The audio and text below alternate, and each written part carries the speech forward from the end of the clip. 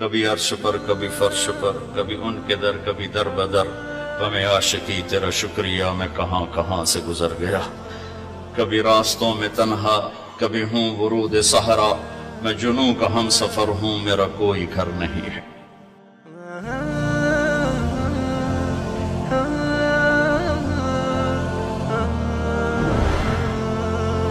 السلام علیکم ورحمۃ اللہ وبرکاتہ۔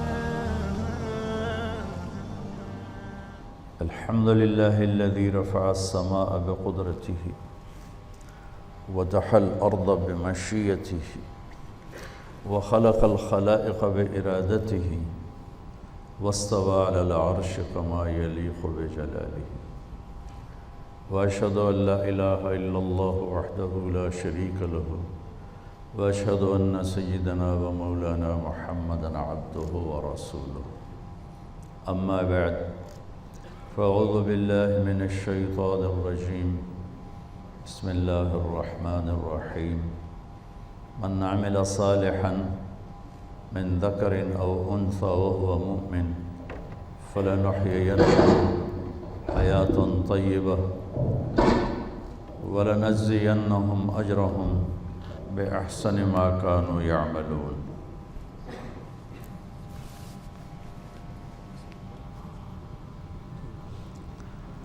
وقال النبي صلى الله تعالى عليه وسلم يا أبا سفيان جئتكم بكرامة الدنيا والآخرة أو كما قال۔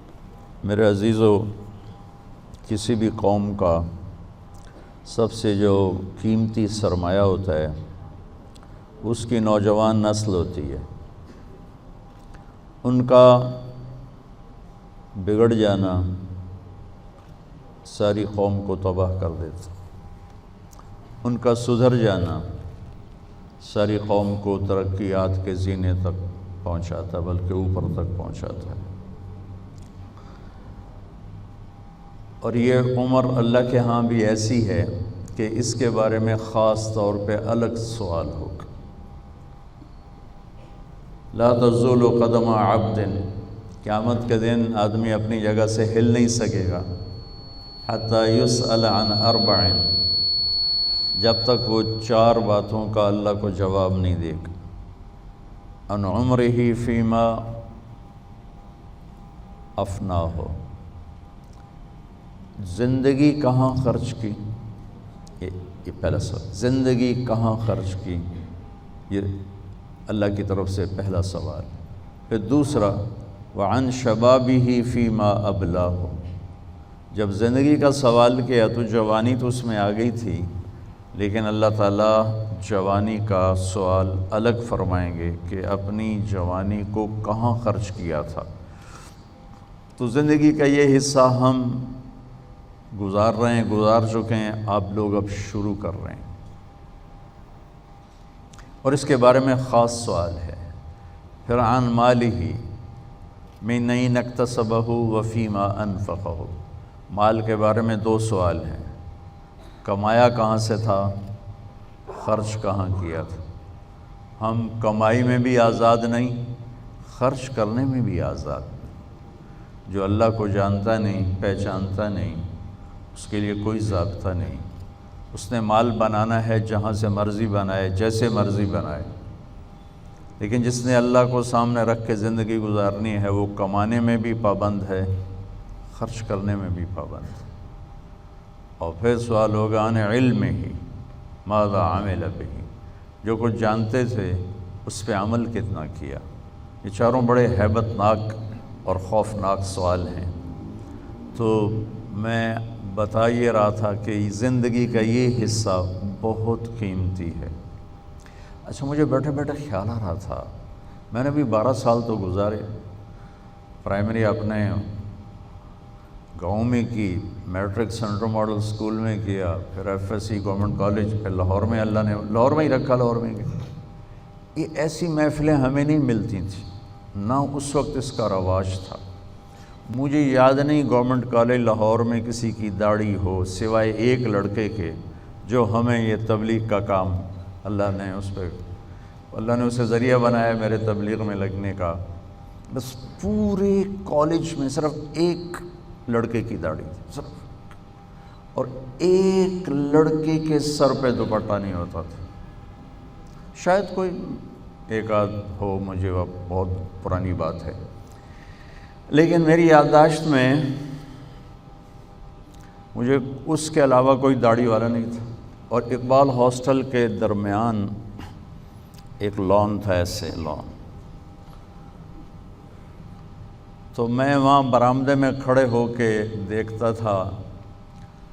3 سے زیادہ لڑکے نماز پڑھنے والے کبھی نہیں میں نے دیکھی، وہ بھی انفرادی. ایک پرانی سی پھٹی ہوئی، مجھے یاد نہیں میں نے وہاں کوئی نماز نہیں پڑھی تھی، لیکن میں نے آنکھوں سے جو دیکھا 3-4 لڑکے نماز پڑھنے والے ہوتے تھے انفرادی طور پر. لیکن جہاں برائی کا گراف اوپر گیا ہے، اچھائی کا بھی اوپر جا رہا ہے. میں ابھی کینیڈا سے آ رہا ہوں، وہاں بھی بچوں نے کانفرنس کی تھی اسلامک. جیسے ابھی مجھے کوئی اوکھا سا نام بتایا، تمہارے کیا نام بتایا؟ Peaceful Quranic revival. تھوڑا جا اور لمبا کر دو نا. چلو PQRS یہ ٹھیک. ان کی بھی ہے ISR تو SIR. 15,000 اسٹوڈنٹس آئے ہوئے تھے ان کے اس کانفرنس میں. 15,000. اور آپ تو مفت بیٹھے ہو. $60 ٹکٹ تھا پر پرسن، کیونکہ وہ ہال کرائے پر تھا. تو اس کا کرایہ انہوں نے وہ تو سب نوجوان بچے اسٹوڈنٹ تھے، کہاں سے دیتے؟ تو ہر سال کرواتے ہیں، $60 کا ٹکٹ بیچتے ہیں، اس سے کرایہ نکالتے ہیں. اور پھر بھی کرسیاں فل. میں سارا ایسے شروع سے آخر سے چلا اور ایسے آگے تک گیا، سب بھرا. ایسے ایک رو اس میں سب لڑکیاں، پھر ادھر تیسری رو اس میں سب لڑکے، اور درمیان والی رو میں فیملیز کہ صرف اسٹوڈنٹس نہیں آتے، اور لوگ بھی اب امریکہ سے، کینیڈا سے، جرمنی سے، انگلینڈ سے، افریقہ سے آتے ہیں. تو میرا تو ایمان تازہ ہو گیا اور یقین اور بڑھ گیا کہ اللہ اپنے دین کا کلمہ بلند کرے گا انشاءاللہ. وَكَلِمَةُ اللَّهِ هِيَ الْعُلْيَا. اللہ کا کلمہ بلند ہو کے رہتا ہے.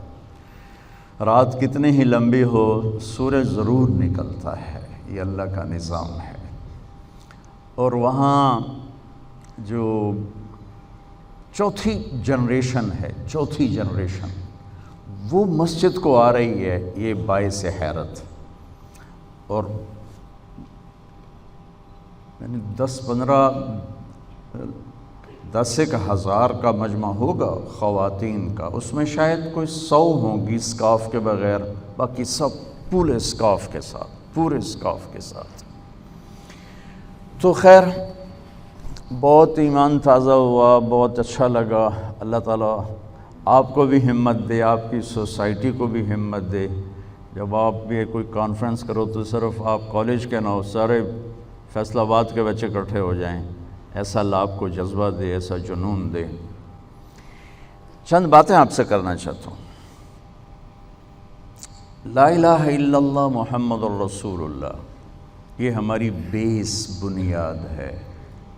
ہم بے بنیاد معاشرے کے لوگ نہیں.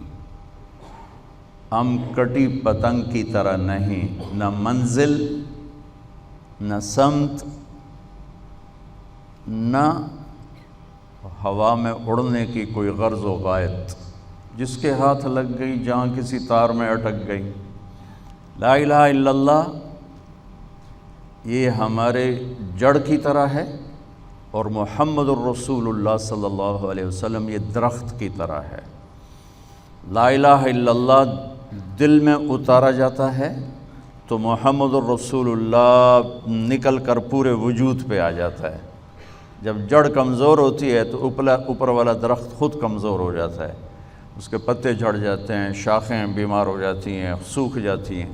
اور جب اس کی جڑ مضبوط ہوتی ہے تو وہ اسی طرح ہرا بھرا ہوتے ہوتے ہوتے پھلدار بھی ہوتا ہے، سایہ دار بھی ہوتا ہے، فائدہ بھی پہنچاتا ہے.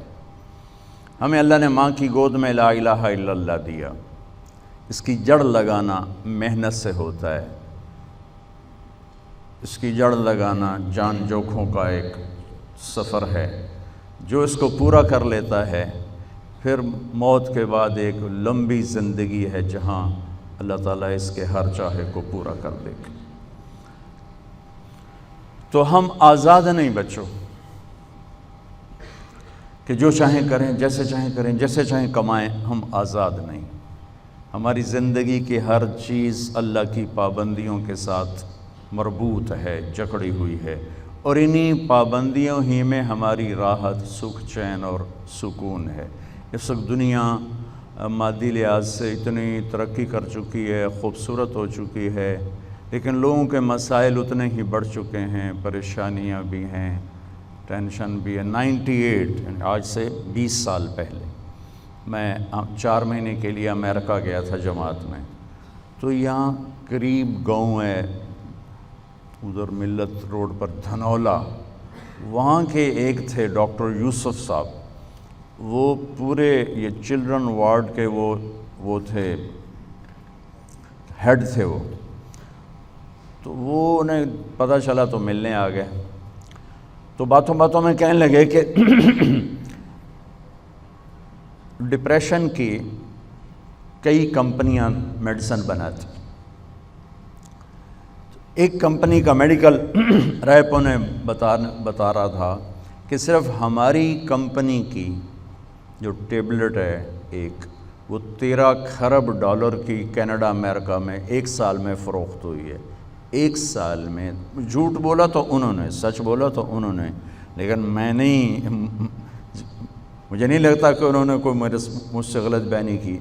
13 کھرب ڈالر کی ایک ٹیبلٹ ایک کمپنی کی امریکہ اور کینیڈا میں استعمال ہوئی، جو دنیا کے سب سے زیادہ ترقی یافتہ ملک ہیں۔ جتنا ہم اللہ سے دور ہوں گے، جتنا ہم اللہ کے نبی سے دور ہوں گے، ہم منزل کھو دیں گے، ہم راستے سے بھٹک جائیں گے، نہ ہمارے اندر کی دنیا آباد ہوگی نہ باہر کی دنیا آباد ہوگی۔ 100 بار چمن مہکا 100 بار بہار آئی، دنیا کی وہی رونق، دل کی وہی تنہائی۔ آپ ڈاکٹر بنو، اللہ کرے بنو، اچھے ڈاکٹر بنو، لوگوں کی خدمت کرو۔ ڈاکٹری تو بہت عظیم پیشہ ہے، صرف کسی کو پوچھنے چلے جاؤ نا، پوچھنے بیمار کو، تو صبح پوچھنے گیا تو شام تک 70,000 فرشتے اس کے لیے مغفرت کی دعا کرتے ہیں، اور شام کو چلا جائے پوچھنے تو صبح تک 70,000 فرشتے اس کے لیے مغفرت کی دعا کرتے ہیں۔ اور قیامت کے دن اللہ تعالیٰ فرمائیں گے، یا ابن آدم مرضت فلم تعدنی، میرے بندے میں بیمار تھا، تو نے میرا حال نہ پوچھا۔ کیا عجیب بات ہے، اللہ کہہ رہا ہے میں بیمار تھا، تو نے میرا حال ہی نہ پوچھا۔ وہ کہے گا یا اللہ تو بے عیب ہے، تو کیسے بیمار ہو سکتا ہے؟ تو اللہ تعالیٰ فرمائیں گے، اما علمت ان عبدی الفلان مرض، تجھے پتہ تو چلا تھا میرا فلاں بندہ بیمار ہوا ہے۔ اور فلاں میں مسلم اور کافر کی قید نہیں، اچھے اور برے کی قید نہیں، پردہ دار اور بے پرد کی قید نہیں، متقی اور فاسق کی قید نہیں، فلاں میرا ایک بندہ وہ بیمار ہوا تھا، تمہیں پتہ بھی چلا تھا، تم پھر بھی پوچھنے نہیں گئے تھے۔ لو عدتہ لوجدت ذلک عندی، اگر تو اس کا حال پوچھتا تو یہ ایسا تھا جیسے تو نے میرا ہی حال پوچھا۔ تو اس سے آپ اندازہ لگائیں، جب کسی کا علاج کر رہے ہیں اور کسی کے لیے آپ پریشان ہو رہے ہیں، اللہ اس کو صحت دے دے، شفا دے دے، تو کتنا اونچا مقام ہوگا، بشرطے کہ آپ اغوا نہ ہو جائیں میڈیکل ریپس کے ہاتھوں، تو کتنی زبردست خدمت آپ کر سکتے ہیں۔ میں ابھی کینیڈا تھا تو پاکستان کے ایک ڈاکٹر ہیں وہاں، تو ان سے بات ہو رہی تھی، تو ان کے سامنے ایک ایسی چھوٹی سی پینسل پڑی تھی، تو یوں پینسل اٹھا کے مجھے دکھائی، یوں کر کہنے لگے مولانا یہ ایک پینسل ہم کسی میڈیکل ریپ سے لے لیں تو ہم بلیک لسٹ ہو جائیں گے، پینسل یوں دکھا کے کہنے لگے۔ جو میرے خیال میں 10 پینی کی ہوگی، زیادہ سے زیادہ 50 کے، اگر یہ ایک پینسل ہم کسی میڈیکل ریپ سے لے لیں تو ہم بلیک لسٹ ہو جائیں گے۔ تو خیر بہرحال برائیوں کو ذکر نہیں کرنا چاہیے، اچھائیوں کو ہی کرنا چاہیے۔ اگر آپ ایک ہمدرد ڈاکٹر بنتے ہیں تو قرآن کے علم کے بعد اگر کسی علم کا وزن شریعت نے مانا ہے تو وہ طب کے علم کا، اس لیے میرے نبی کی پوری طب پر میرے نبی کے فرمان ہیں جن کو علامہ ذہبی نے بھی اکٹھا کیا ہے اور ابن القیم نے بھی اکٹھا کیا ہے۔ تو میں آج صرف یہ بتانا چاہتا ہوں میرے بچوں، اپنی بنیاد پہ کیسے آنا ہے یہ سیکھتے ہوئے ڈاکٹر بن، ورنہ تم ڈاکٹر کم ہوگے تاجر زیادہ ہوگے۔ تاجر کون ہوتا ہے؟ جو مال اکٹھا کرنے کا شوق رکھتا ہو۔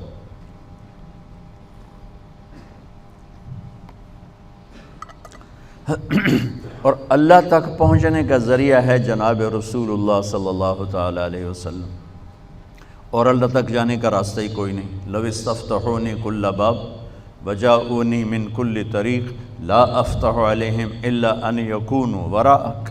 اللہ تعالیٰ نے فرمایا میرے نبی آپ اعلان کریں، یہ حدیث قدسی ہے کہ آپ کے بعد اب مجھ تک آنے کا ہر راستہ بند ہے، ہر دروازہ بند ہے، کوئی آپ کے رب کے پاس نہیں پہنچ سکتا جب تک آپ کے پیچھے نہ آئے۔ اور اللہ کو راضی کرنے پر ہی ہماری زندگی کی تکمیل اور کامیابی ہے۔ اگر اللہ کو کھو دیا تو سب کچھ کھو دیا۔ یا ابن آدم اطلبنی تجدنی، میرے بندے جو مرضی کام کرنا ہے کر، پر میری طلب میں رہ، میری تلاش میں رہ۔ فإن وجدتنی وجدت کل شیء، اگر تو نے مجھے پا لیا تو نے سب کچھ پا لیا۔ وإن فتنی فاتک کل شیء، اگر تو نے مجھے کھو دیا تو تم نے سب کچھ کھو دیا۔ وأنا خیر لک من کل شیء، اور میں تیرے لیے ہر چیز سے بہتر ہوں۔ ورضوان من اللہ اکبر، اور اللہ کا راضی ہو جانا سب سے بڑی دولت۔ یا ابن آدم لی علیک فریضہ ولک علی رزق، میرے بندے ایک کام میرے ذمہ ہے تجھے روٹی کھلانا، ایک کام تیرے ذمہ ہے اپنے رب کی اطاعت کر کے چلنا۔ یہ اللہ کو پا لینا ہماری معراج ہے، ہماری کامیابی ہے، ہمارا آنے کا مقصد پورا ہو گیا۔ اللہ کو کھو کر گم کر کے کسی نے کچھ نہیں پایا، وہ ساری دنیا کا مالک بن جائے، بادشاہ بن جائے۔ سکندر اعظم نے بابل میں جب موت نے جھٹکا دیا تو ایک آہ بھری اور کہا کوئی ہے جو مجھ سے میری ساری حکومت لے لے اور مجھے اتنے دن مہلت دے دے کہ میں مقدونیہ جا کے مرنا چاہتا ہوں۔ اور ساری دنیا کو فتح کر کے یہ حسرت لے کر بابل میں ہی مرا، اور اس کے تابوت کو اسکندریہ لے گئے، مختلف قول ہیں، وہاں جا کے دفن کیا گیا۔ تو میرے عزیزو، اپنی منزل اپنے اس طریق زندگی میں اللہ کو اپنی منزل بناؤ، اللہ کہ یا اللہ تو مل جائے، تو مل جائے۔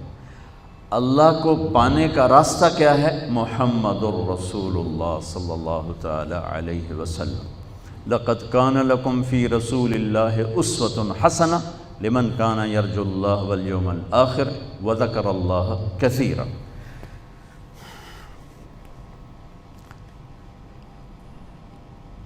یہ عجب آیت ہے۔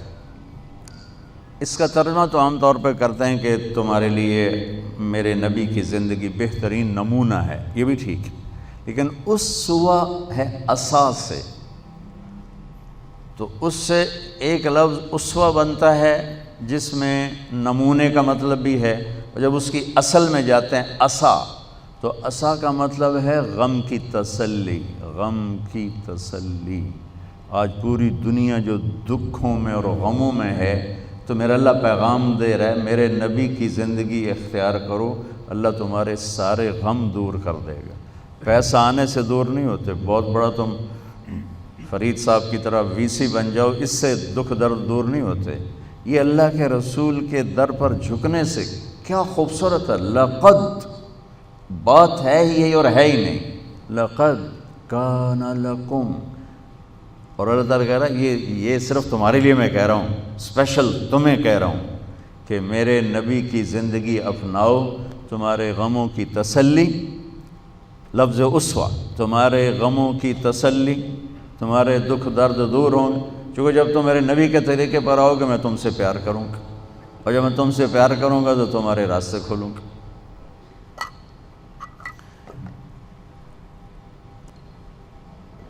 حسنتن، حسنتن، انسان خوبصورتی کو پسند کرتا ہے، حسن پرست ہے اور خوبصورتی کی طرف کھنچتا ہے۔ معصوم بچے کو بھی مسکرا کے دیکھو تو وہ بھی مسکراتا ہے، آنکھیں دکھاؤ تو وہ روتا ہے۔ انسان کے اندر حسن پرستی ہے تو باقی ہر حسن زائل ہو جاتا ہے۔ میرے نبی کے زندگی والا حسن ہمیشہ بڑھتا رہتا ہے۔ تو اسوۃ حسنۃ، تمہارے لیے میرے نبی کی زندگی سب سے خوبصورت نمونہ ہے۔ اس لیے اللہ نے اپنے حبیب کو بنایا بھی خوبصورت۔ حضرت عائشہ فرماتی تھیں کہ یوسف علیہ السلام کو دیکھ کر عورتوں نے ہاتھ کاٹ لیے، اگر میرے محبوب کو دیکھتی تو دل پہ چھریاں چلا کے بیٹھ جاتی، اللہ نے آپ کو اتنا حسین بنایا تھا۔ حسنۃ، آپ تشریف لے جا رہے تھے اس کے سفر میں، ہجرت کے سفر میں، راستے میں بھوک لگی تو رابغ ایک جگہ ہے، آج کا نام اس کا رابغ ہے، وہاں ایک خیمہ ملا، وہاں ایک بڑھیا بیٹھی تھی، تو اس سے کہا ماں جی ہم مسافر ہیں، کچھ کھانا مل جائے گا، ہم پیسے دیں گے۔ انہوں نے کہا بیٹا کھانا کہاں سے آیا، قحط کا زمانہ ہے، تو ہم تو مہمانوں سے پیسے نہیں لیتے، لیکن ہمارے پاس کچھ ہے ہی نہیں کھلانے کے لیے۔ تو آپ نے فرمایا یہ جو بکری کھڑی ہے اس کا میں دودھ نکال لوں؟ وہ کہنے لگی اس بکری میں تو جان ہی کوئی نہیں، صرف ماس، صرف وہ ہڈی اور کھال ہے، گوشت ہے ہی کوئی نہیں، اور یہ بیمار تھی لہٰذا یہ چرنے بھی نہیں گئی، تو کہاں سے دودھ نکالو گے؟ کہا اجازت دے دیں اگلا میرا کام کا تو کر لو۔ تو اب چونکہ عرب کی زلزلہ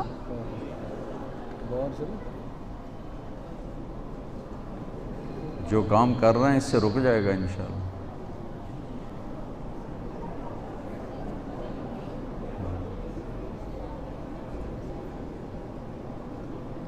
لا الہ الا انت سبحانک انی کنت من الظالمین، پڑھیں لا الہ الا انت سبحانک انی کنت من الظالمین، لا الہ الا انت سبحانک انی کنت من الظالمین، لا الہ الا انت سبحانک انی کنت من الظالمین، لا الہ الا انت سبحانک انی کنت من الظالمین، لا الہ الا انت سبحانک انی کنت من الظالمین۔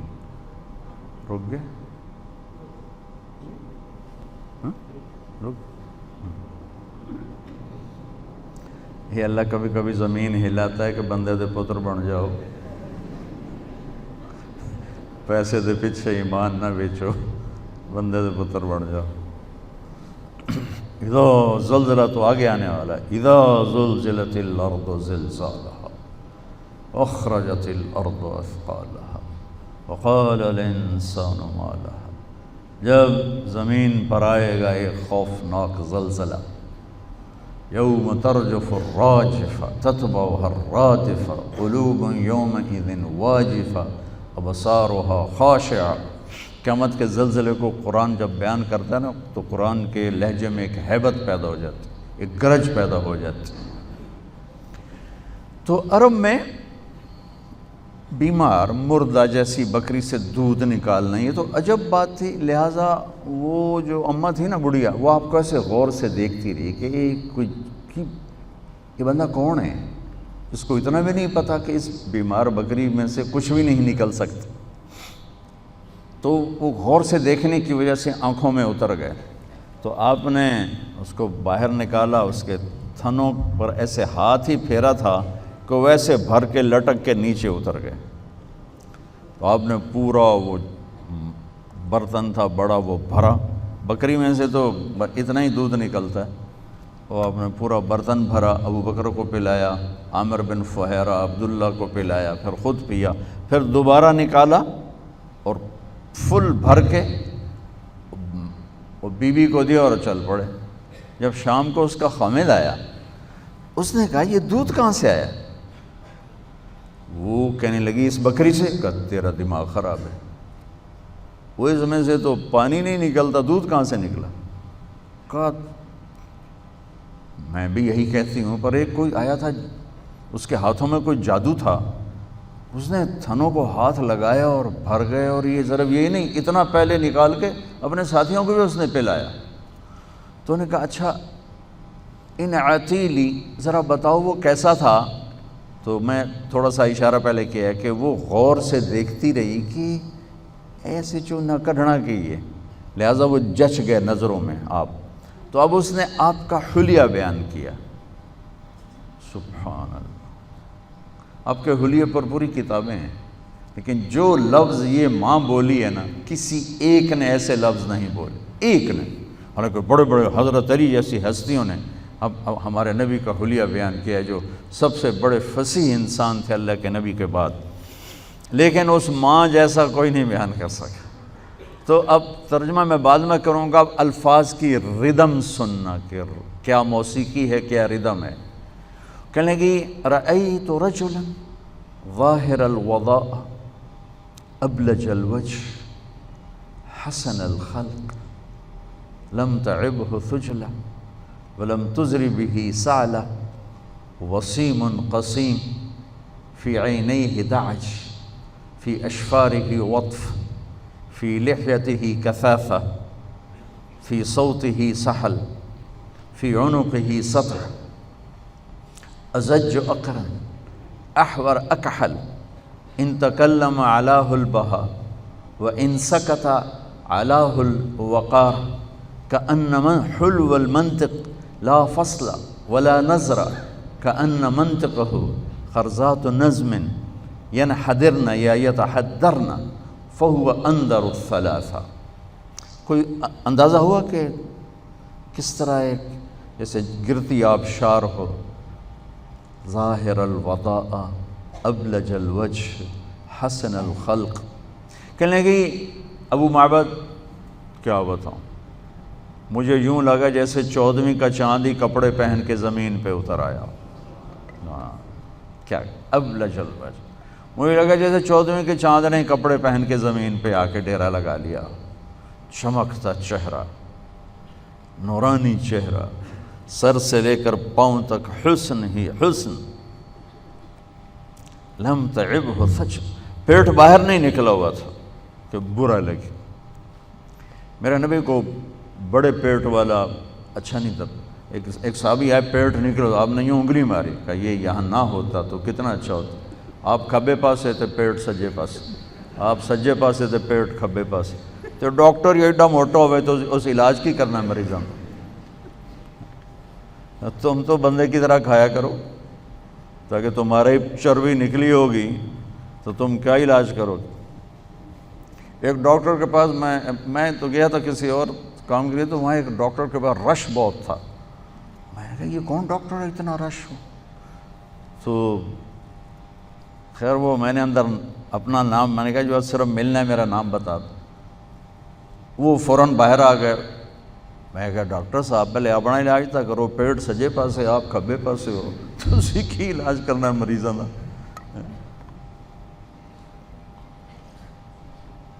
میرے نبی کا پیٹ برابر سے، لم تعبہ ثجل ولم تزر بہ سعلہ، اور اتنے دبلے بھی نہیں تھے کہ بے روب ہو جائیں، اتنے دبلے بھی نہیں تھے کہ بے روب ہو جائیں، اور ایسے بھدے بھی نہیں تھے کہ پیٹ باہر نکلا ہوا ہو۔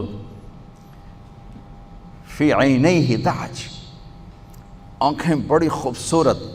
میرے نبی کی آنکھوں کے بارے میں کتنے الفاظ ہیں؟ ادعج، اشکل، اکحل، احور، اہدب، انجل، ابرق۔ سبحان اللہ۔ اور 7 لفظوں کا ایک مطلب ہے کہ کائنات میں ایسی حسین آنکھ اللہ نے کسی کی نہیں بنائی تھی۔ اب کی آنکھوں میں آنکھیں ڈال کے کوئی دیکھ نہیں سکتا تھا، آپ یوں دیکھا کرتے تھے اپنے ساتھ، ایسے یوں نہیں دیکھتے، ایسے دیکھتے تھے۔ کبھی کبھی جب آپ ایسے آنکھ اٹھاتے تھے پھر آگے بیٹھنے والے سب ایسے ہوتے تھے، نہیں دیکھ سکتے تھے آنکھ، صرف دو آدمی آپ کو دیکھ سکتے تھے اس وقت، ایک ابو بکر اور ایک عمر، بس باقی کوئی نہیں آنکھیں ڈال سکتا تھا۔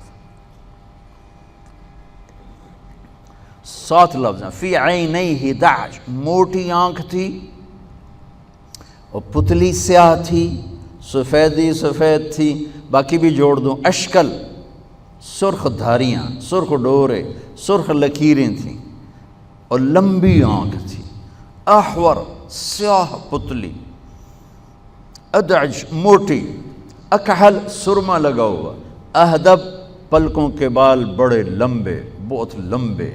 یہ میرے نبی کی آنکھوں کا حسن ہے جو مختلف صحابہ نے بیان کیا، تو میں نے وہ سارا اکٹھا کر کے آپ کو بتا دیا، لیکن ماجی نے کہا فی عینیہ دعج، اس لفظ دعج میں اس نے یہ ساری صفات کو اکٹھا کر کے بتایا کہ ان کی آنکھیں ایسی خوبصورت تھیں۔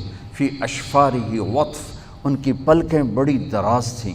فی صوتہ سحل، آواز میں ایک پکڑ تھی، آواز دل کو پکڑتی تھی، دل کو کھینچ لیتی تھی۔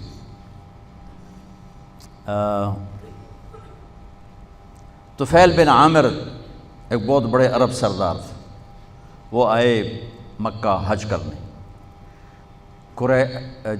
جب یہ ابھی آپ کی نبوت کا اعلان ہوا تھا تو قریش نے ان کو اتنا ڈرایا کہ ایک ہمارا نوجوان قریشی وہ ہو گیا بددین، جو اس کی بات سنتا ہے وہ اسی کو بددین ہو جاتا ہے، تو اللہ کے واسطے اس کی سننا نہیں۔ وہ کہنے لگے میں اتنا ڈرا کہ میں اتنا ڈرا کہ میں نے روئی لے کر نہ کانوں میں دے دی کہ میں اس کی سنتا ہی نہیں۔ تو کہنے لگے میں طواف کر رہا تھا تو آپ ایک طرف کھڑے نماز پڑھ رہے تھے، تو ایک دم میرا دل کھنچا، تو میں نے کہا یہ کون ہے؟ کہا ہوا اب وہی تو ہے جادوگر جس کا ہم نے تمہیں کہا ہے۔ تو طفیل کہنے لگے ما ھذا بوجہ الکاہن، یہ چہرہ جادوگر کا نہیں ہو سکتا۔ پھر کہنے لگے میں نے سوچا میں اتنا بڑا سردار ہوں اور اتنا بڑا شاعر ہوں، میں اس کی غلط کو بھی مان جاؤں گا؟ میں کیوں مانوں گا؟ صحیح ہوگی تو میں دیکھوں گا، غلط ہوئی تو چھوڑ دوں گا۔ روئی نکالی، طواف سے فارغ ہو کر آگے بیٹھ گئے۔ جب آپ نے سلام پھیرا تو کہا ما تقول یا محمد، کیا کہتے ہو تم صلی اللہ علیہ وسلم؟ تو آپ نے فرمایا ان الحمد للہ احمدہ واستعینہ واؤمن بہ واتوکل علیہ من یہدہ اللہ فلا مضل لہ ومن یضللہ فلا ہادی لہ۔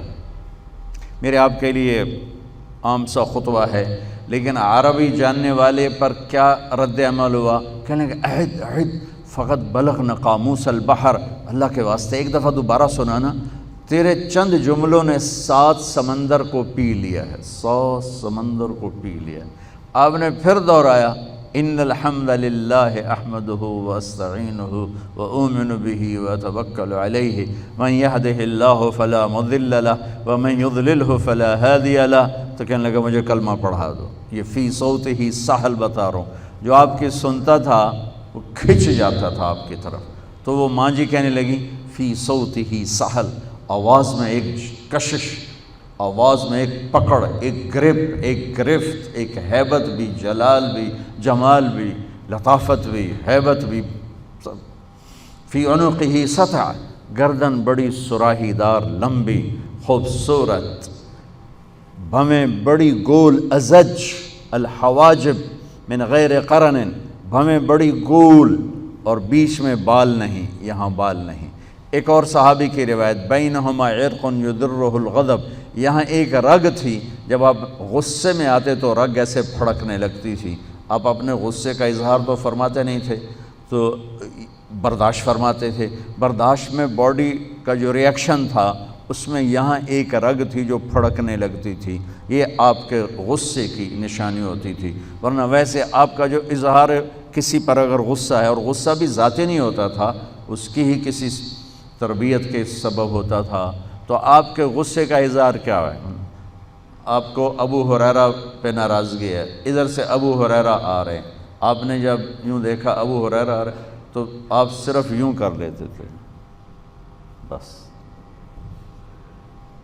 آپ نے دیکھا آپ کو حضرت انس پہ ناراضگی ہے، فرض کرو تو ادھر انس آ رہے ہیں تو آپ یوں دیکھ کر آپ یوں ہو جاتے تھے، بس۔ اتنا میرے نبی کا غصے کا اظہار تھا، سبحان اللہ اکبر۔ ہو جب غصہ چڑھے نا تو چپ ہو جایا کرو، کیونکہ صرف ایک نبی کو یہ طاقت ہے کہ غصے میں بھی صحیح بولتا ہے، ورنہ غصے میں لوگ اپنے گھر اجاڑ کے بیٹھے ہوتے ہیں، غصے میں رشتے توڑ کے بیٹھے ہوتے ہیں، کہ انسان بے قابو ہو جاتا ہے۔ اس سے بہترین بات یہ ہے کہ غصے میں آدمی چپ ہو جائے، ورنہ بڑے بڑے نقصان۔ لقمان علیہ السلام کا فرمان ہے کہ بیٹا میں چپ رہنے پہ کبھی نہیں پچھتایا، میں ہمیشہ اپنے بول پہ پچھتایا، ہمیشہ اپنے بول پہ پچھتایا۔ تو کہنے لگی جب وہ بولتے تھے تو ان پہ ایک نور چھا جاتا تھا، اور جب وہ خاموش ہوتے تھے تو ان پہ ایک وقار چھا جاتا تھا۔ ساتھ اور بھی ملا دوں، واسع الجبین، کھلا ماتھا تھا، سہل الخدین، یہ گال نہ پچکے ہوئے تھے نہ ابھرے ہوئے تھے، ابھرے ہوئے چربی، پچکے ہوئے کمزوری، تو گولائی میں تھے، گولائی میں۔ یتلألؤ وجہہ تلألؤ القمر لیلۃ البدر، 14ویں رات کے چاند کی طرح آپ کا چہرہ گول چمکتا مسکراتا تھا۔ 14ویں رات کے چاند میں تو داغ ہے، لیکن ہمارے نبی بے داغ ہیں۔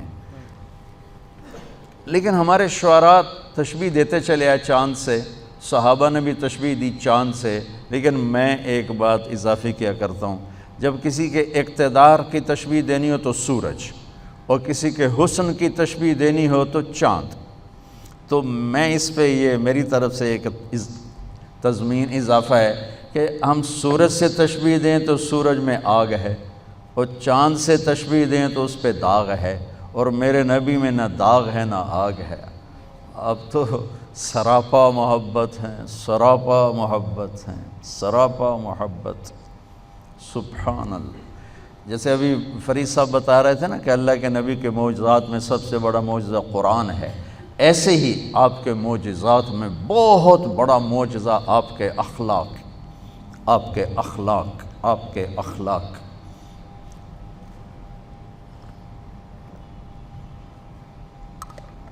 تمام رشتوں کو صرف ایک ہی چیز زندہ رکھتی ہے اور وہ اخلاق ہے، اور تمام رشتوں کو ایک ہی چیز توڑ پھوڑ دیتی ہے اور وہ برے اخلاق اور بد اخلاقی۔ تو غلیظ الفم، ہونٹ بڑے خوبصورت چوڑے منہ کے ساتھ، اشنب الاسنان، دانت ایسے یوں گول، کوئی اوپر چڑھا کوئی نیچے، کوئی ادھر ایسے نہیں، بالکل گولائی میں، مفلج، یہ 4 دانتوں میں خلا، یہ خلا تھوڑا تھوڑا باریک خلا۔ براق ثنایا، براق ثنایا کیا ہے کہ جب آپ مسکراتے تھے تو دانتوں سے نور نکلتا نظر آتا تھا، قریب کوئی شے پڑی ہوتی تو اس پر وہ، اور آپ اس کو دیکھ کے مسکرا رہے ہیں نا تو اس پہ وہ اس کی شعائیں پڑتی نظر آتی تھی، اور آپ ممبر کے محراب میں بیٹھ کر کبھی مسکراتے تو دیوار پہ شعائیں پڑتی نظر آتی تھیں، سبحان اللہ۔ ام عائشہ فرماتی ہیں میں اپنے گھر میں کپڑا سی رہی تھی، کپڑا، تو سوئی ہاتھ سے گر گئی، چھوٹے چھوٹے کمرے، روشن دان کوئی نہیں، اندھیرا، اور نیچے گری تو ایسے ڈھونڈ رہی تھی تو مل نہیں رہی تھی۔ اتنے میں دروازے سے اللہ کے نبی داخل ہوئے تو آپ کے چہرے کے نور سے سوئی چمکنے لگی، سبحان اللہ۔ تو نا ماں جی نے سوئی کو اٹھایا، آپ کے چہرے کے نور سے سوئی چمکنے لگی۔ تو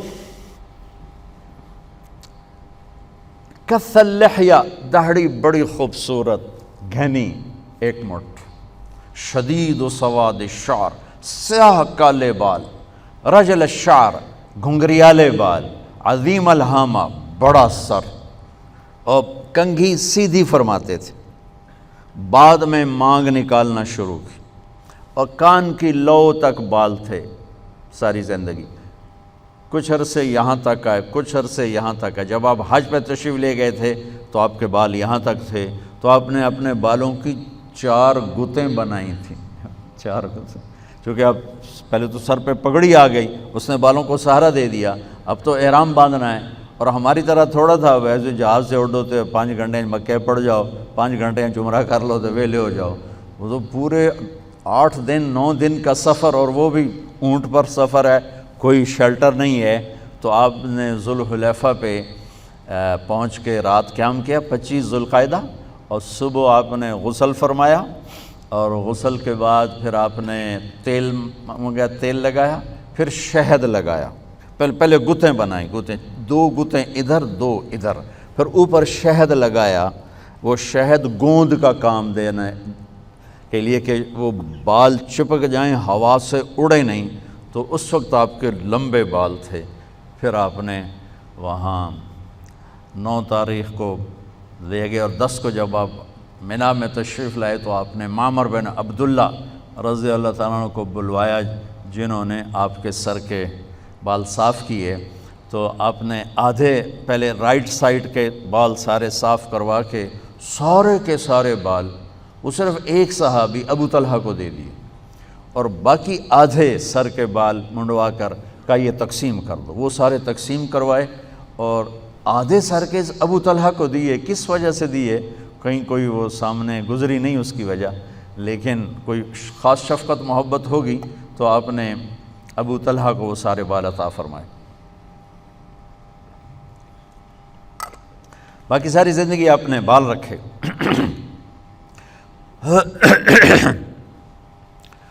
طویل سائل الاطراف، آپ کے لمبے بازو تھے، لمبے، طویل الزندین، طویل الزندین، لمبے بازو تھے، سائل الاطراف، انگلیاں لمبی تھی اور سیدھی تھی۔ یہ میں دیکھو آپ تھوڑی سی ٹیڑھی ہے، آپ کی انگلی سیدھی، بالکل سیدھی۔ رحب الکفین، رحب الراحہ، یہ ہتھیلی آپ کی بہت چوڑی تھی، چوڑی ہتھیلی والے تھے۔ عرب میں یہ ایک کہاوت تھی کہ چوڑی ہتھیلی والا سخی بھی ہوتا ہے، بہادر بھی ہوتا ہے، اور چھوٹی ہتھیلی والا بخیل بھی ہوتا ہے، بزدل بھی ہوتا ہے۔ یہ وہاں کا ایک محاورہ تھا، کوئی اس کے پیچھے حقیقت ہے یا نہیں ہے یہ تو اللہ کو ہی معلوم ہے۔ تو اللہ نے اپنے نبی پر وہ بھی نہیں آنے دی چیز کہ کوئی یہ نہ کہے گا رحب الراحہ، چوڑی ہتھیلی، شسن الکفین والقدمین، یہاں یہ اس جگہ، اور پاؤں کے اوپر تلوں پر گوشت پر تھا، رگیں نظر نہیں آتی تھیں۔ مسیح القدمین، پاؤں اتنے خوبصورت نرم کہ ینبع عنہم الماء، پانی ان کے اوپر سے یوں پھسل جاتا تھا جیسے تیل لگے ہوئے بدن سے پانی پھسل جاتا ہے۔ سبط القصب، سیدھا قد تھا، پنڈلیاں بھی سیدھی، رانے بھی، پیٹ اور سر اور سینہ یہ سارا ایسے بالکل برابر تھا، ذرا بھی پیٹ آگے نکلا ہوا نہیں تھا۔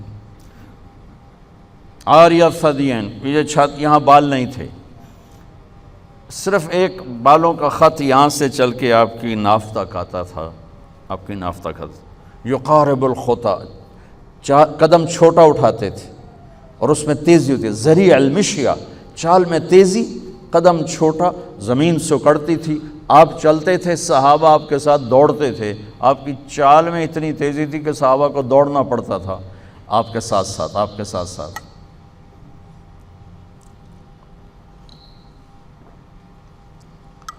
لَقَدْ كَانَ لَكُمْ فِي رَسُولِ اللَّهِ أُسْوَةٌ حَسَنَةٌ، میں نے آپ کو تھوڑا سا اپنے نبی کا حلیہ بتایا کہ تمہارے لیے میرے نبی کی زندگی میں خوبصورت نمونہ موجود ہے، خوبصورت نمونہ ہوگا تو زندگی خوبصورت ہوگی۔ ہم نے مکان خوبصورت بنانے میں زندگی کا حسن سمجھا، گاڑی میں، چیزوں میں، پتہ نہیں کن کن چیزوں۔ تو میرے عزیزو، اپنے نبی کی زندگی کو اپنی زندگی بنانا سیکھو۔ اور ایک چھوٹی سی حدیث بتاتا ہوں تو انشاءاللہ بہت ساری چیزیں اس میں کور ہو جائیں گی۔ ایک تو فرائض ہیں، فرائض میں تو نہ کوئی گنجائش ہے نہ کوئی معافی ہے، کہ نماز اللہ نے ایسا فرض بنایا ہے جس کی کسی شکل میں بھی کوئی گنجائش نہیں رکھی۔ روزے میں گنجائش ہے، بیمار ہو تو چھوڑ دو، مسافر ہو چھوڑ دو۔ زکوٰۃ پیسے والوں پر ہے، حج بھی پیسے والوں پر ہے۔ نماز ایک ایسا فریضہ ہے جس کی گنجائش اللہ نے نہیں رکھی۔ ان الصلاۃ کانت علی المؤمنین کتابا موقوتا۔ آپ سے عرض کروں گا نماز ضرور پڑھا کریں۔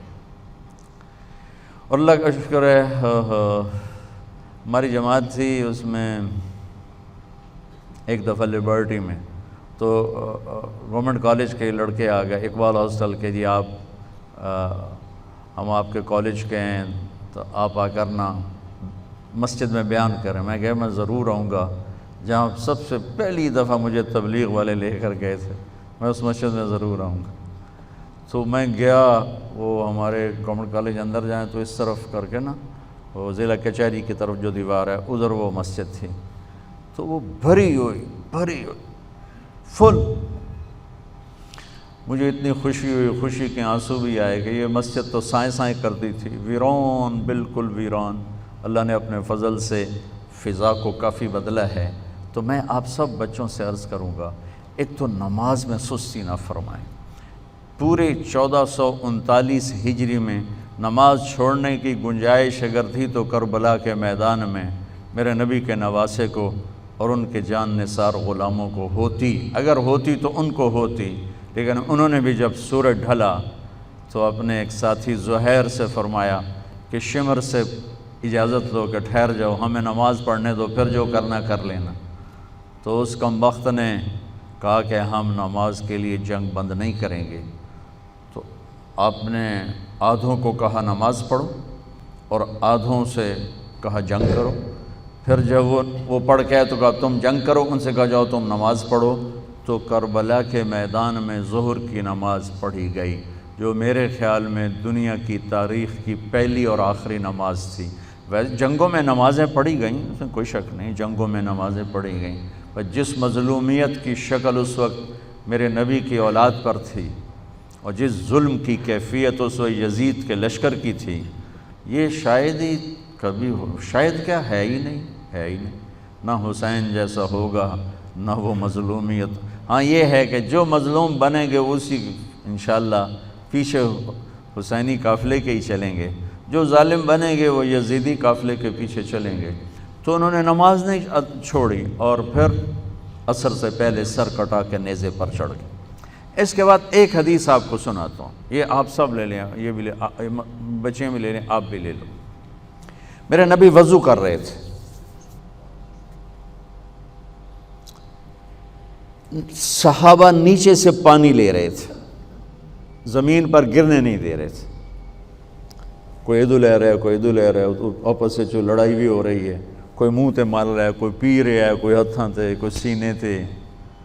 تو آپ پہلے تو دیکھتے رہے، پھر آپ نے کہا ما یحملکم علی ھذا، یہ سب تم لوگ کیوں کر رہے ہو؟ کہا جی حبا للہ ولرسولہ، کہا جی اللہ اس کے رسول کی محبت میں کر رہے ہیں۔ آپ نے فرمایا میں تمہیں بتاؤں سچی محبت کسے کہتے ہیں؟ میں تمہیں بتاؤں سچی محبت کسے کہتے ہیں؟ من سرہ ان یحب اللہ ورسولہ او یحبہ اللہ ورسولہ۔ میں تمہیں ایک بات بتاتا ہوں، جس پر تمہاری محبت اللہ اس کے رسول کے ہاں سند یافتہ ہوگی، قبول ہوگی، اور اگلی خوشخبری یہ ہے کہ تم سے پھر اللہ اس کا رسول بھی پیار کریں گے۔ جو باتیں میں تمہیں بتانے جا رہا ہوں یہ تم کرو گے تو اللہ بھی تم سے پیار کرے گا، میں بھی تم سے پیار کروں گا، اور تمہارا پیار ہم قبول کریں گے۔ یہاں تو ہر ایک عاشق کا رسول ہونے کا دعویٰ کر رہا ہے، تو اب معیار کیا ہے؟ جیسے آپ ڈاکٹر ہونے کا کوئی دعویٰ کرتا ہے تو اسے پھر وہ ڈگری دکھانی پڑتی ہے، تو پھر وہ ٹھیک ہے کلینک چلا سکتا ہے۔ تو میرے نبی نے فرمایا میں تمہیں بتاؤں کہ اللہ اس کے رسول سے سچا پیار کرنے والا کون ہے، کہ جس سے اللہ اس کا رسول بھی پیار کرتے ہیں جان بین سے۔ تو سننا میرے بچوں، فَفَلْيَصْدُقِ الْحَدِيثَ اِذَا حَدَّثَ، مجھ سے پیار کرنا ہے اور میرے رب سے کرنا ہے تو پھر زندگی میں سچ بولنا پڑے گا، جھوٹ نہیں بولنا ہے۔ سچ بولنا پڑے گا، جھوٹ نہیں بولنا ہے، سچ بولنا پڑے گا۔ میرے دیس کو بجلی کی کمی نے نہیں مارا، میرے دیس کو معیشت کی کمزوری نے نہیں مارا، میرے ملک کو قرضوں کے بوجھ نے نہیں مارا، میرے ملک کو جھوٹ نے مارا ہے کہ پورے پاکستان میں پاؤں میں چھالے پڑ جائیں گے تمہیں سچا آدمی تلاش کرنے کے لیے۔ جب کسی قوم میں جھوٹ پھیل جاتا ہے وہ اللہ کی لعنت کا شکار ہو جاتا ہے۔ فَنَجْعَلْ لَعْنَةَ اللَّهِ عَلَى الْكَاذِبِينَ، اللہ کی لعنت برستی ہے جھوٹے انسان پر، جھوٹے مرد پر، جھوٹی عورت پر، جھوٹے معاشرے پر۔ تو میرے نبی نے حب رسول کا، حب رسول کا، حب محبت رسول کا پہلا پیمانہ سچ بولو۔ اس پر ایک اور حدیث یاد آئی، جب اللہ جنت میں اپنا دیدار کرائے گا نا، جنت کی سب سے بڑی نعمت ہے اللہ کی زیارت۔ جب اللہ تعالیٰ اپنی زیارت کروائے گا اور پردہ ہٹائے گا تو سب سے پہلے کیا الفاظ اللہ ارشاد فرمائے گا؟ مرحباً بالصادقین، میں اپنے سچے بندوں کو مرحبا کہتا ہوں۔ ایمان، نماز، روزہ، جہاد، تبلیغ، حج، زکوٰۃ، تہجد، عمرے، ذکر، تلاوتیں، یہ ساری نسبتیں اللہ کہتا میں اپنے نمازی بندوں کو مرحبا کہتا ہوں۔ یہ ہوں گے سارے نمازی ہوں گے، یہ ساری صفات والے ہوں گے، لیکن اللہ تعالیٰ جس صفت کو ہائی لائٹ کر کے ان کو ویلکم کرے گا وہ سچائی۔ میں اپنے سچے بندے بندیوں کو مرحبا کہتا ہوں۔ تو میرے عزیزو، کوئی بھی معاشرہ ڈنڈے سے صاف نہیں ہوتا ہے، ذاتی محنت اور کوشش سے ہوتا ہے۔ تو آپ ہمارا بہت بڑا سرمایہ بیٹھے ہو، میں 3 باتیں بتانے لگا ہوں، یہ 3 آپ، ایک نماز تو کوئی اس میں عذر قبول نہیں، اس کے بعد 3 باتیں آپ کو بتانے لگا ہوں۔ فَلْيَصْدُقِ الْحَدِيثَ اِذَا حَدَّثَ، سچ بولے، جھوٹ نہ بولے۔ فَلْيُؤَدِّ الْأَمَانَةَ اِذَا تُؤْمِنَ، کسی کو دھوکہ نہ دے، کسی کو دھوکہ نہ دے، امانت داری سے زندگی گزارے، دیانت داری سے زندگی گزارے، کسی کو دھوکہ نہ دے۔ میرے نبی نے فرمایا میرا امتی ہر گناہ کر سکتا ہے، 2 نہیں کر سکتا، ایک جھوٹ نہیں بول سکتا، ایک دھوکہ نہیں دے سکتا۔ جریر بن عبداللہ رضی اللہ تعالی عنہ نے اپنے نوکر سے کہا گھوڑا خرید کے لاؤ، وہ لے کر آئے منڈی سے 300 کا، کہنے لگے جی آپ پیسے دے دیں، میں نے 300 میں سودا کر دیا ہے۔ تو وہ گھوڑے کو دیکھا تو وہ قیمتی تھا۔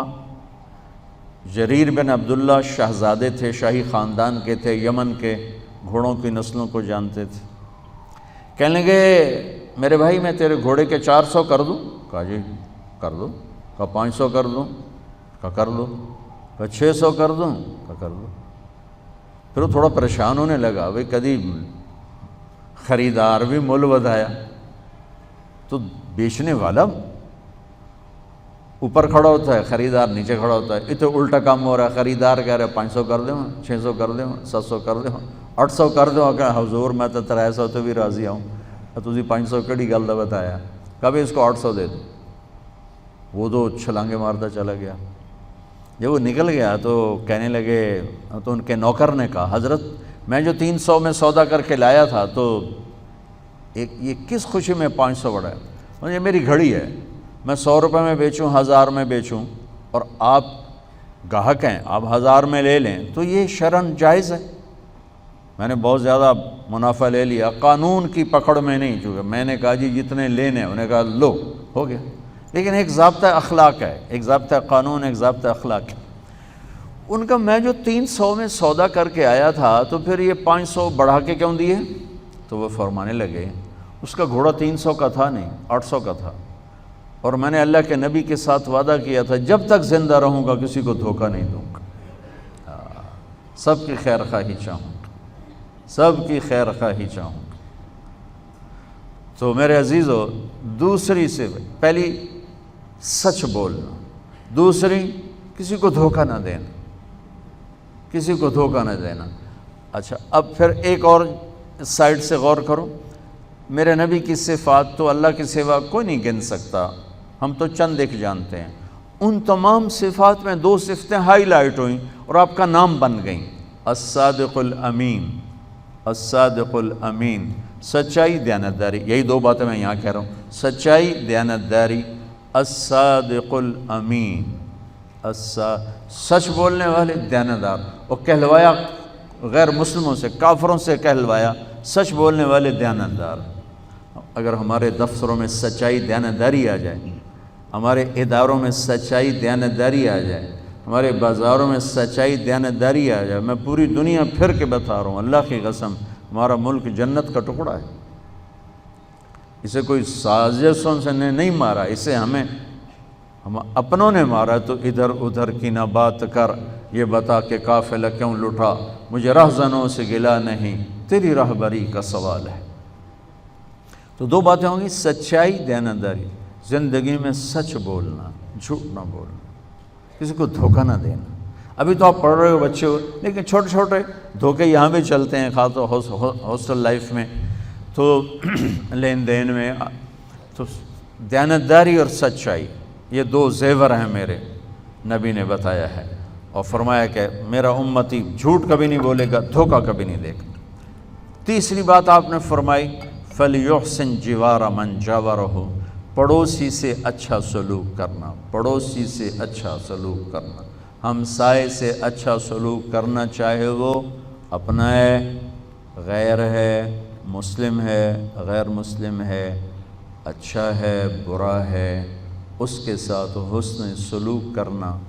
یہ تین باتیں ہوں گی تو اللہ رسول تم سے پیار کریں گے، اور اگر تم پیار کا دعویٰ کرو گے تو وہ قبول کریں گے۔ اگر یہ تین باتیں نہیں تو ہن کر دے رہو جو بھی کرنا ہے، یہ تمہارے دعوے وہاں قبول نہیں ہیں۔ یہ سب جعلی ڈگریاں ہیں، جعلی ڈگریاں پکڑی جائیں تو پھر کیا حشر ہوتا ہے کہ یہ سب جعلی ڈگریاں ہیں۔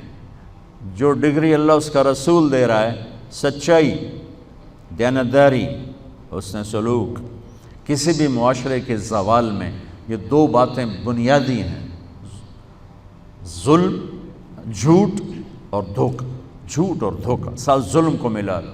اور کسی بھی معاشرے کی بلندی، کسی فرد مرد کی بلندی کے لیے تین باتیں، سچائی، دیانتداری اور انصاف، ہے اس کی بلندی کے لیے کافی۔ وہ غیر مسلم ہوگا، مسلم ہوگا، کافی اس کے۔ تو بچوں، آپ سب کی خدمت میں گزارش ہے، ہماری منزل ہے، ہم بے منزل مسافر نہیں ہیں، ہماری منزل ہے، ہم نے اللہ کو پانا ہے، ہم نے اللہ کو راضی کرنا ہے، مرنے سے پہلے پہلے راضی کرنا ہے۔ باقی چیزیں اس کے ذیل میں چلتی ہیں، باقی اس کے ذیل میں چلتی ہیں، اس کو اللہ سے مانگتے رہو۔ یہ تبلیغ کا کام، ان کو سیکھنے کی محنت۔ دوسرا، آپ جن لوگوں سے آپ علم حاصل کرو ان کو عزت دو، ان کی قدر کرو۔ حضرت علی کا فرمان ہے، جو مجھے ایک حرف سکھا دے، لفظ نہیں حرف سکھا دے، میں اس کا غلام ہوں، مجھے جہاں مرضی جا کے بیچ دے۔ حالانکہ حضرت علی کے علم کی انتہا یہ ہے کہ فرمایا، اگر میں سورۃ فاتحہ کی تفسیر لکھواؤں تو 70 اونٹوں پہ لا دی جائے گی، یعنی ایک آیت کے لیے 10 اونٹ وزن اٹھائیں، اتنا علم اللہ نے دیا۔ اور فرماتے ہیں، ایک حرف جو مجھے سکھا دے میں اس کا غلام۔ تو جو آپ کے ٹیچر ہیں، جو آپ کو سکھاتے ہیں، پڑھاتے ہیں، ان کی عزت کیا کریں، ان کا احترام کیا کریں، اس سے آپ کے علم میں برکت ہوگی، آپ کے ہاتھوں میں اللہ شفا رکھے گا۔ استاد کی عظمت، عزت، قدر، یہ فطرت کا تقاضا ہے، یہ فطرت کا تقاضا ہے۔ تو کسی کے ساتھ بدتمیزی کا سلوک نہ ہو۔ موسیٰ علیہ السلام بہت بڑے نبی ہیں، خضر علیہ السلام بڑے چھوٹے نبی ہیں، لیکن موسیٰ علیہ السلام نے سینکڑوں میل سفر کیا اور جا کر آگے ہاتھ جوڑ کے، هل اتبعک علی ان تعلمنی مما علمت رشدا، اتنی تواضع کے ساتھ، جناب میں آپ کی خدمت میں حاضر ہوا ہوں، کچھ آپ مجھے عطا فرما دیں جو اللہ نے آپ کو دیا ہے۔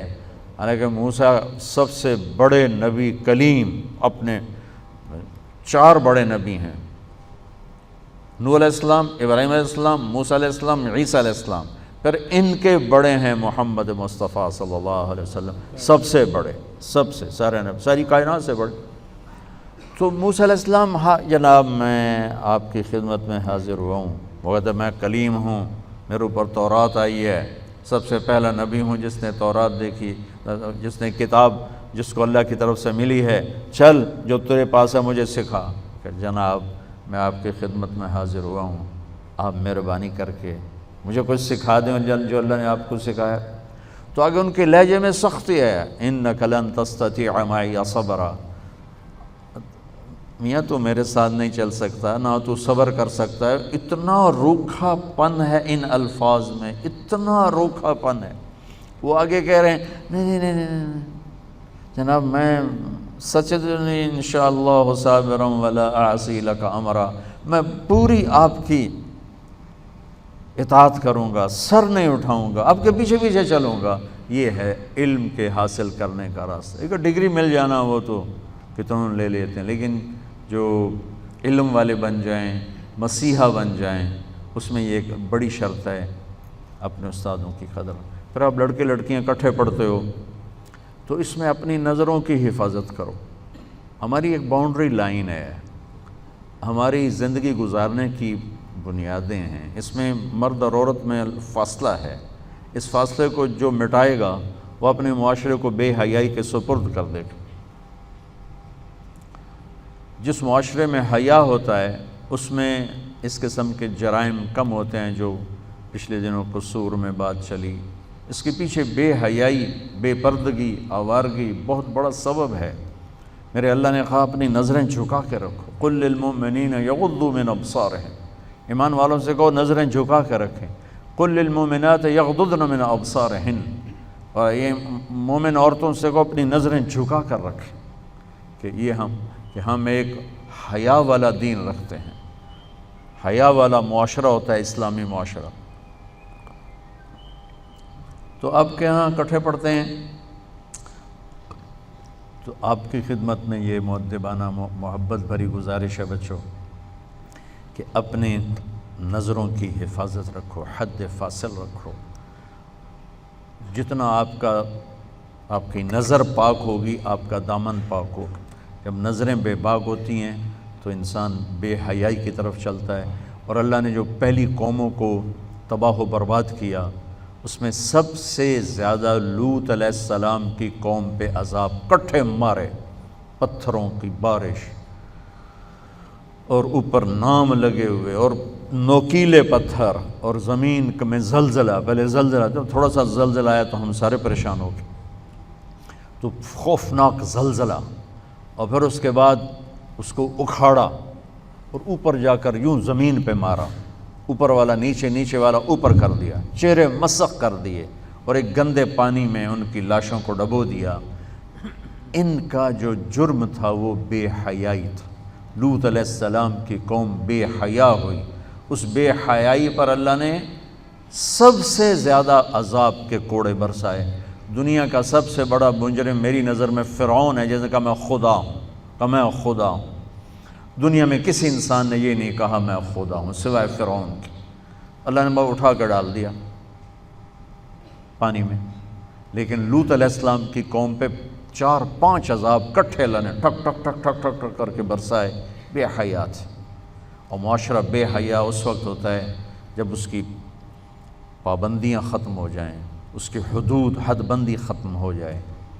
ہمارا میڈیا بے حیا ہے، ہمارے یہ تاجروں نے جو اپنا سودا بیچنے کے لیے لڑکیوں کو بل بورڈز پہ چڑھا دیا ہے، پیسے کے پیچھے اپنے تجوریاں بھرنے کی خاطر ہماری نسل کو بے حیائی کی طرف بھیج دیا ہے۔ یہ سب سے پہلے پکڑے جائیں، تب جا کر ان مجرموں کی جا کے سرکوبی ہوگی۔ پہلے وہ دروازے بند کیے جائیں جس سے بے حیائی آ رہی ہے، جس سے فحاشی آ رہی ہے، اور جس سے بے راہ روی آ رہی ہے۔ عمیر بن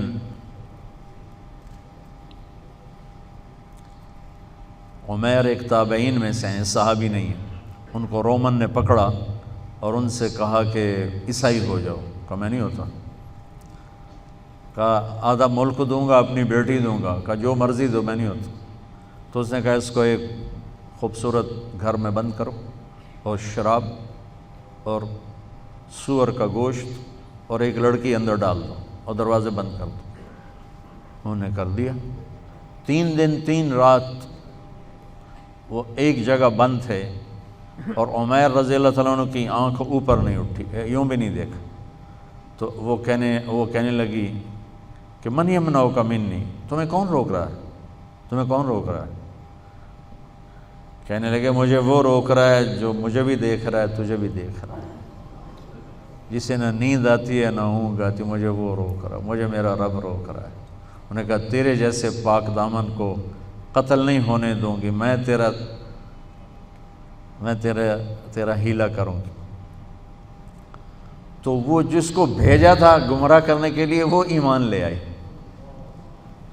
اور اس نے ایک رات کو آ کر اس کو نکالا اور اس کو پیسے بھی دیے، کھانا بھی دیا، کہا یہ راستہ ہے اور یہ ستارہ ہے، اس ستارے کو اپنے سیدھے کندھے کے ساتھ رکھ کے چلتے رہنا تو تم عراق ایک نہ ایک دن پہنچ جاؤ گے۔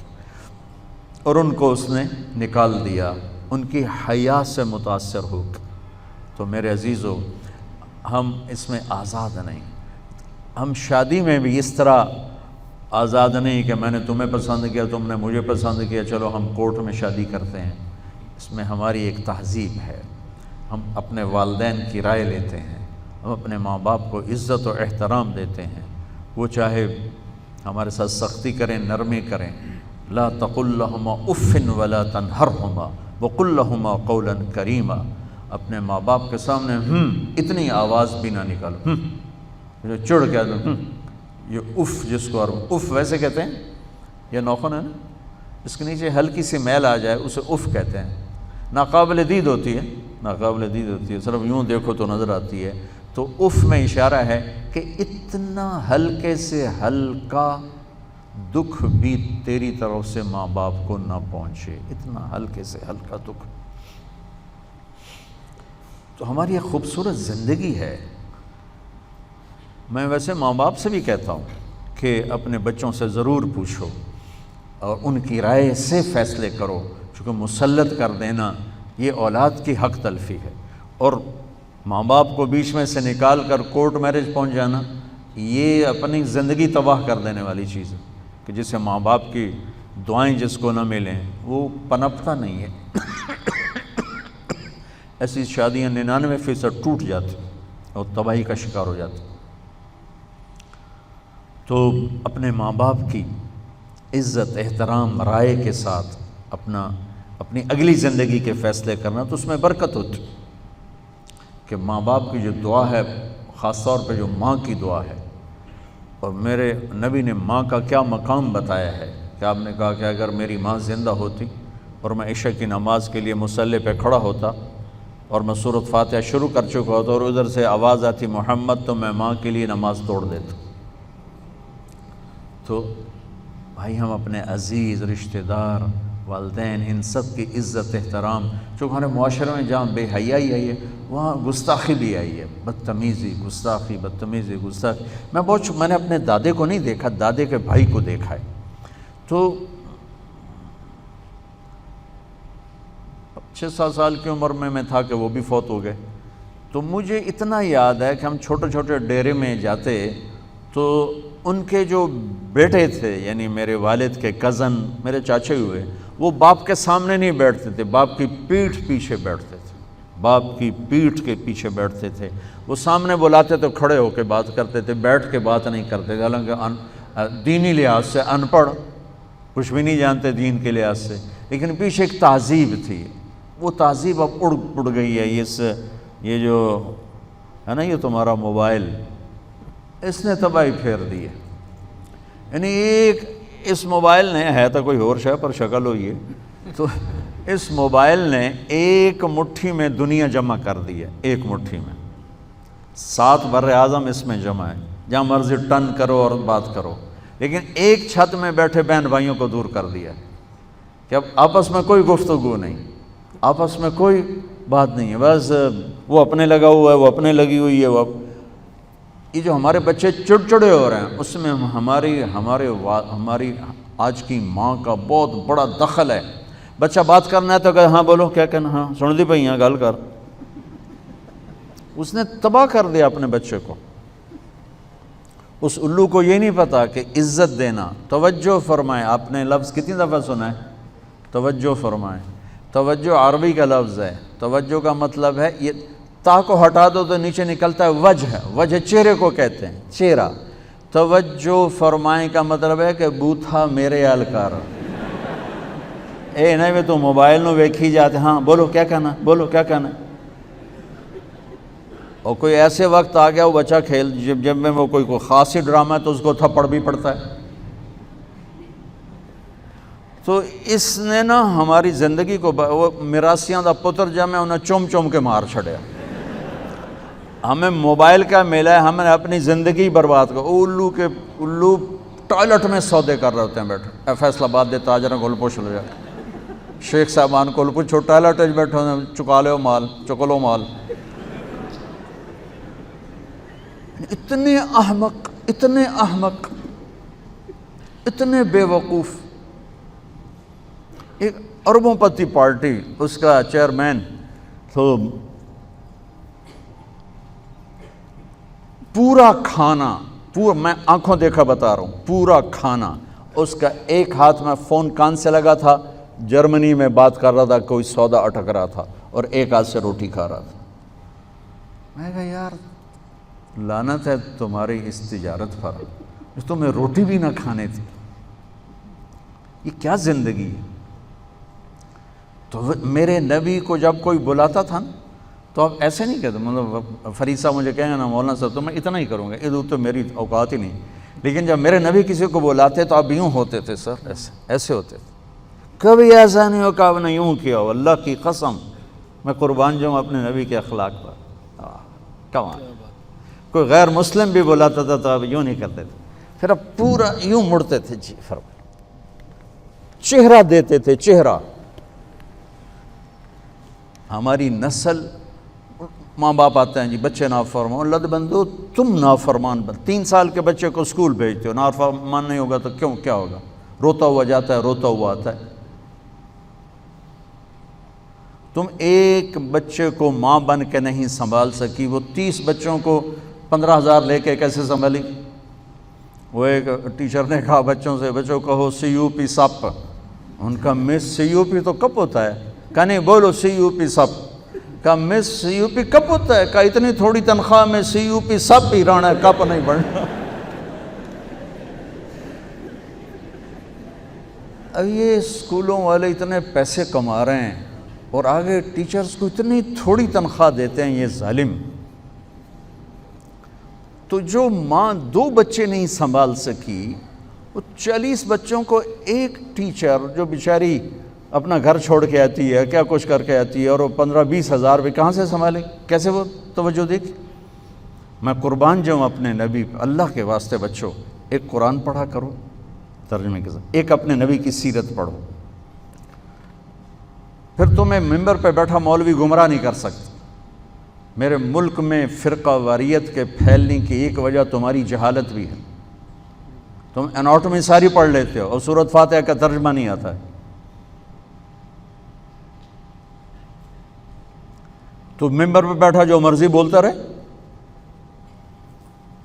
تمہارے پاس کوئی پیمانے نہیں اس کو ناپنے کا اور اس کو پکڑنے کا۔ وہ جو اب یہ فرقہ واریت کی آگ بازار سے نہیں اٹھی، مسجد سے اٹھی ہے، اور مسجد کے خطیب نے اٹھائی ہے۔ میں سب کی بات نہیں کر رہا ہوں، اللہ کا فضل ہے، ہر مسلک میں اعتدال پسند لوگ ہیں، لیکن یہ جو پیسوں پر بک جاتے ہیں اور زبان کے تیز ہوتے ہیں، انہوں نے آگ لگا دی، مسلم کو مسلم سے کاٹ کے رکھ دیا، اور اس کا بہت بڑا سبب تمہاری جہالت۔ تو قرآن پڑھو، ایک اپنے نبی کی زندگی پڑھو، تاکہ آپ کو پتہ کل کو آپ نے شادی ہونی، زندگی گزارنی، کلینک میں بیٹھنا ہے یا کہیں ٹیچنگ کرنی ہے یا کہیں بھی کوئی کام کرنا ہے، اب پتہ تو ہو کہ زندگی گزارنی کیسے، پیسے کے غلام بن کے مر جانا یہ کوئی زندگی، یا اپنی طبیعت کا غلام بن کے مر جانا یہ کوئی زندگی؟ اس لیے میں گزارش کروں گا کہ اپنے حبیب کی زندگی کو سامنے رکھو۔ تو میرے نبی کی زندگی کا ایک کیلنڈر تھا، ایسے نہیں تھے کہ بس نبوت میں گم ہوئے تو کسی اور کے لیے ٹائم نہیں، بچوں کے لیے ٹائم نکالتے تھے، بیویوں کے لیے ٹائم نکالتے تھے، لوگوں کے لیے ٹائم نکالتے تھے، اپنی ذات کے لیے۔ اتنے بڑا نبوت کے بوجھ لے کر حسن حسین سے کھیلنے کے لیے ٹائم نکالتے تھے، ان کے لیے ٹائم نکالتے تھے۔ آج کے ڈاکٹر کے پاس کوئی ٹائم نہیں ہے، وہ دن میں کالج آتا ہے، ہاسپٹل آتا ہے، شام کو کلینک کرتا ہے، اس کے بچے کہاں ہیں اس کو نہیں پتا۔ ایک اسکول کے پرنسپل مجھے بتانے لگے کہ میرے پاس دو آئے ماں باپ، دونوں ڈاکٹر، ایک گائنیکالوجسٹ تھی، ایک دوسرا تھا فزیشین یا کیا تھا یاد نہیں۔ کہا جی 2-3 دن ہو گئے ہمارے بچوں نے گھر کھانا نہیں کھایا، اور بتاتے بھی نہیں ہیں۔ تو انہوں نے ان کو بلا لیا، 2 بچے تھے، پوچھا بھئی تم کھانا نہیں کھا رہے؟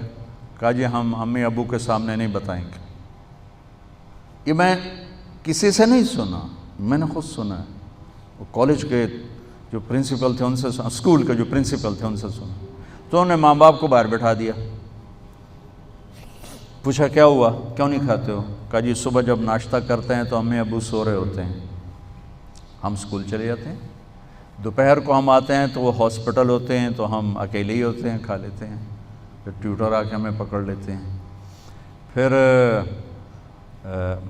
شام کو ہم کھانے پر بیٹھتے ہیں تو امی ابو کلینک کر رہے ہوتے ہیں، ہم پھر خالی ہوتے ہیں، تو ایک ہفتہ ہو جاتا ہے ہمیں شکل دیکھنے کو نہیں ملتی۔ تو ہم نے احتجاج کیا ہے کہ ہم ایسے ماں باپ کے ساتھ کے گھر میں کھانا ہی نہیں کھائیں۔ تو ایسے ڈاکٹر نہ بنو کہ جن کے لیے بنا رہے ہو ان کے لیے بھی تمہارے پاس کوئی ٹائم نہ ہو۔ اعتدال سیکھنا ہے تو اپنے نبی کی زندگی پڑھو، اپنا قرآن پڑھو، پھر آپ کو بتائے گا کہ کیا ہے کیا نہیں۔ تو اس کو بھی اعتدال کے ساتھ استعمال کرو۔ سوئٹزرلینڈ میں تھا تو وہ مجھے بتا رہے تھے کہ یہاں کوئی کسی کو ڈائریکٹ کال نہیں کرتا ہے، میسج دیتا ہے، میسج۔ فون کھلا رہ گیا میرا، اب تو خیر بہت کم ہی سنتا ہوں کہ سر درد کی وجہ سے، پہلے کال لے لیتا تھا۔ میں رات کو سوتے سوتے بھول گیا بند کرنا، سردیوں کے 12:30-1 بجے کے قریب کال بجی، تو میں ڈر گیا کہ یہ تو کوئی ایمرجنسی یا کوئی وہ مطلب کسی کوئی موت فوت کی خبر ہی ہوتی، ایسے وقت میں کون فون کرتا ہے؟ تو میں نے گھبرا کے فون اٹھایا، جی مولانا صاحب بول رہا ہوں میں، جی پوچھنا ہے بھی ٹائلٹ دعا پڑھ سکتے ہیں کہ نہیں؟ میں کہو نامراد گھڑی تو ایک ہی وجہ پتہ نہیں 2 بجے تو یہی مسئلہ پوچھنا ہے بھی ٹائلٹ دعا پڑھ سکتے ہیں۔ یہ میرے دیس کا اناڑی پن ہے، یہ جانتے نہیں ہوئے یہ اس کا استعمال کیا ہے۔ تو بہرحال بچوں نماز کا وقت ہو رہا ہے، میں نے چند باتیں آپ کی خدمت میں پیش کی ہیں، یاد رہ جائیں تو انشاءاللہ بہت فائدہ ہوگا۔ یہ تبلیغ کا کام اس کو سیکھنے کی محنت ہے، جب آپ کو چھٹیاں ہوں تبلیغ میں جائیں، یہ ایک واحد محنت ہے جو فرقہ واریت سے نکالنے کی ایک خوبصورت کوشش ہے، اخلاق پر ایمان بنانے کی خوبصورت محنت ہے، اور پوری دنیا میں اللہ تعالیٰ نے اس کو قبولیت بخشی ہے۔ جب اللہ آپ کو ہمت دے ضرور جائیں، اور ابھی سے امت بن کے چلنے کی کوشش فرمائیں، کسی فرقے کے ترجمان بن کے نہ چلیں بلکہ اسلام کے ترجمان بن کے چلیں۔ جو آپ کا عقیدہ ہے اس کو دل میں رکھیں، اس کے پرچار میں نہیں، پرچار ہم نے اسلام کا کرنا ہے۔ مثال کیا ہے؟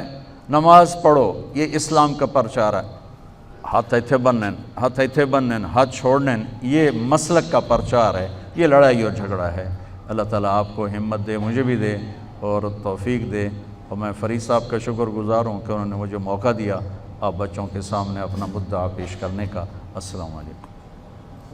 پرنسپل فوت ہو گئے ڈاکٹر عبید اللہ خان پہلے اچھا ہوتے تھے، ہاں ان کے لیے دعا کرنا. چل ابھی کر دیتے ہیں دعا. ان کو نام کر دیا اجی میں دعا کراتا میں بتا دیا نا. درود شریف پڑھ لیں بچوں. اللہم لک الحمد کما انت اہلہ فصلی علی محمد کما انت اہلہ وفعل بنا ما انت اہلہ انک اہل التقوی و اہل المغفرہ.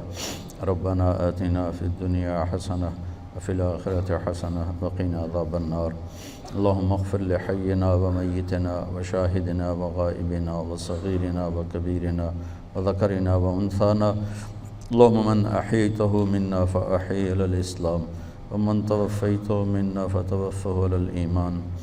یا اللہ تو اس ادارے کے جو پرنسپل تھے عبید اللہ صاحب رحمۃ اللہ علیہ وہ تیرے پاس پہنچ چکے ہیں. ان کی بخشش فرما، ان کے درجات کو بلند فرما، ان کی یا اللہ سماجی خدمات اور یا اللہ خدمت خلق کو ان کی بخشش کا ذریعہ بنا. یا اللہ ان کے جنت الفردوس مقام فرما، قبر کو روشن فرما، ٹھنڈا فرما. یا اللہ آخرت کی ساری گھاٹیوں کو عافیت کے ساتھ پار فرما.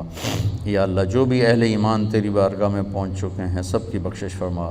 یا اللہ جب ہمارے تیری بارگاہ میں پیش ہونے کا وقت آئے تو اپنی رضا کے ساتھ اپنی رضا کے ساتھ اپنی رضا کے ساتھ عافیت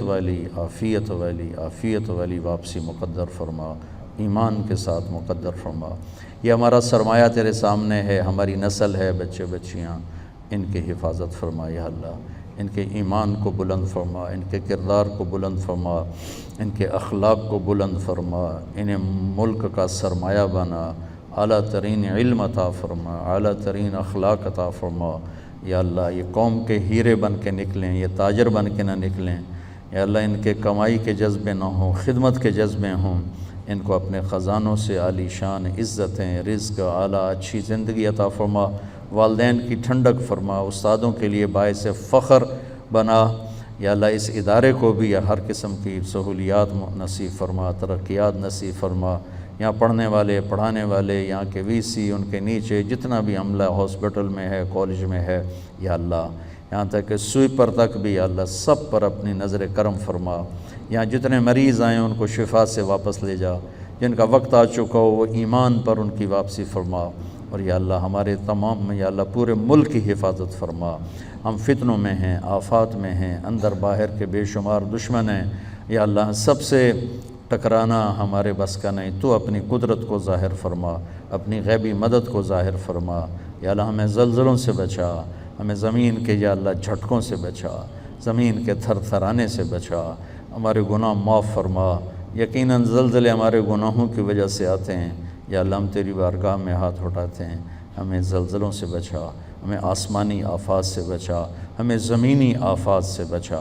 جن گناہوں کی وجہ سے زمین تھر تھراتی ہے، کپ کپاتی ہے، ان گناہوں سے میرے ملک کو پاک فرما دے، میرے دیس کو پاک فرما دے، پوری امت کو پاک فرما دے. اور جن اعمال پر زمین جھومتی خوش ہوتی ہے، تیرا آسمان یا اللہ موقع کا پانی برساتا ہے اور تو اور تیرے فرشتے بھی خوش ہوتے ہیں، وہ اعمال ہمیں ہماری نسل کو نصیب فرما. ان سب سے راضی ہو جا. وصلی اللہ تعالی نبی الکریم. آمین. السلام علیکم ورحمۃ اللہ. کبھی عرش پر، کبھی فرش پر، کبھی ان کے در، کبھی در بدر. غم عاشقی تیرا شکریہ میں کہاں کہاں سے گزر گیا. کبھی راستوں میں تنہا، کبھی ہوں ورود صحرا. میں جنوں کا ہم سفر ہوں، میرا کوئی گھر نہیں ہے.